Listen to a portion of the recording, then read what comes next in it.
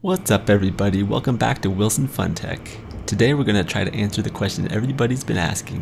What's the top speed on my 72 volt 3000 watt electric bike? For this test I decided to take a little ride outside of town where I could find a really smooth, long highway. Because this thing takes about 1 mile to stop when you get it up to top speed. It does not have disc brakes. 3, 2, 1, go.